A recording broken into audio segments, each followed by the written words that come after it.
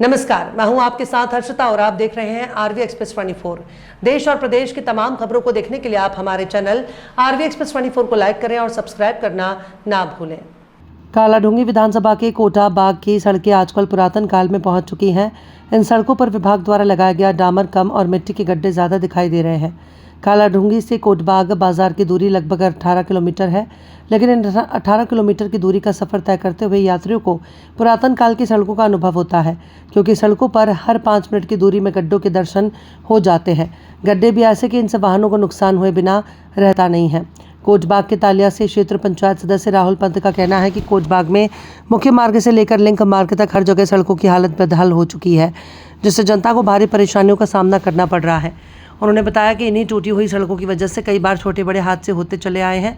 जन हादसों से राहगीरों को चोटें भी लगी हैं। उन्होंने सरकार से जल्दी ही इन सड़कों को नए स्तर से बनाने के लिए अपील की है। कहना चाहता हूँ कि विगत कई वर्षों से जो कोटबाग क्षेत्र की सड़कें हैं वो बिल्कुल खस्ताहाल स्थिति में हैं और पूर्व में जनवरी माह में भी सरकार के द्वारा जन जन के द्वार जन जन के सरकार कार्यक्रम करवाया गया।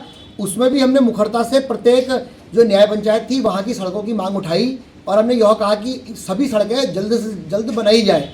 लेकिन आज उनके द्वारा कहा गया था कि ग्रीष्म काल में यह सभी सड़कें बना दी जाएंगी, लेकिन आप देख सकते हैं कि जून माह चल रहा है और वर्षा काल आने वाला है और अब ऐसे में जो हमारा विशेषकर पहाड़ी क्षेत्र है वहाँ का जनजीवन अस्त व्यस्त हो जाता है और वहाँ के लोगों को हॉस्पिटल तक आने के लिए पैदल आना पड़ता है। तो ऐसे में यह बड़ा शोचनीय विषय है। और दूसरा मैं उन लोगों से कहना चाहूँगा कि कुछ लोगों के द्वारा यह भी कहा गया कि हम अराजक तत्व हैं और हम विकास में बाधा पहुंचाने का कार्य कर रहे हैं। तो मैं भी उन सभी लोगों से यह भी कहना चाहूँगा कि हम किस प्रकार से बाधा पहुंचा रहे हैं और इस क्षेत्र की समस्याओं को अगर जनप्रतिनिधि नहीं उठाएंगे तो कौन उठाएगा। देखिए, गुरुड़ी नाले का विषय आज से नहीं विगत कई 10 वर्षों से कोटबाग का सबसे अहम विषय है और प्रत्येक वर्ष सैकड़ों लोगों के द्वारा वहाँ पर अपनी बलि दी जा चुकी है। आए दिन वहाँ पर गाड़ियाँ बहती रहती हैं और आए दिन वहाँ पर लोग मरते रहते हैं। विगत वर्ष में भी कई सारे हादसे हुए जो दुर्भाग्यपूर्ण हैं। तो विगत वर्ष में यह कहा गया कि ये 11 करोड़ का प्रस्ताव यहाँ के लिए बन चुका है और वो पास हो चुका है और तत्कालीन वहाँ पर सरकार के लोगों के द्वारा मिठाई भी बांटी गई और यह कहकर अपनी पीठ भी थपथपाई गई कि अब यह पुल बन जाएगा। लेकिन फिर वर्षा काल आने वाला है और पुल बनना तो दूर, वहाँ पर कोई मुझे लगता है कि टेंडर की प्रक्रिया अभी शुरू नहीं हुई।